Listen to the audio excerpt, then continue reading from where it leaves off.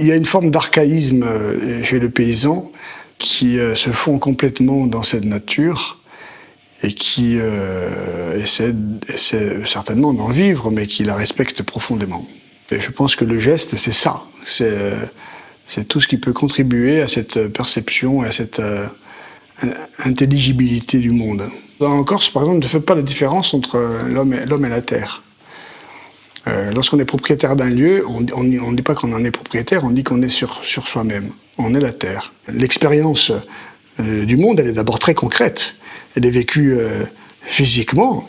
Et la confrontation de l'homme à la terre, c'est une confrontation qui est d'abord physique, mais qui a des résonances et des conséquences internes, psychologiques, morales, culturelles, etc., qui sont fondamentales. La façon dont tu observes les choses, les images, la lumière, la couleur, le fait de regarder pousser les plantes que tu sèmes, il n'y a pas de limite à la vie, en fait. Un paysan, c'est un homme premier. C'est un mystique. Le mysticisme, c'est une sorte de cosmogonie, tu comprends ce que je veux dire, qui te dépasse et qui, en même temps, te porte, et qui te consolide, qui te charpente. Donc il y a le rapport au présent, au monde environnement et à la rationalité, parce qu'il y a aussi une dimension rationnelle. Concrètement, si tu pioches pas, tu n'as rien. Donc ça, c'est un fait concret.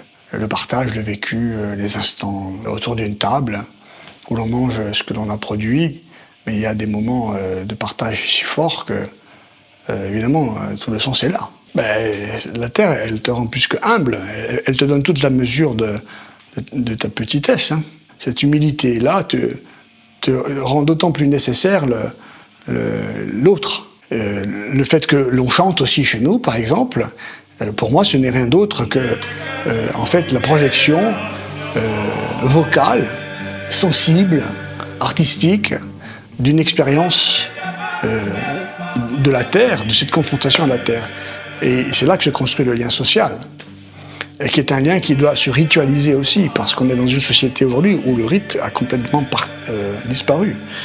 Le rite, il est calé sur des cycles, par exemple les solstices d'hiver, les solstices d'été, la symbolique du feu, la lumière dans la nuit, etc. Tout ça, ça donne aussi le sens d'une sensibilité, et comment dire, d'un rapport sensible au monde.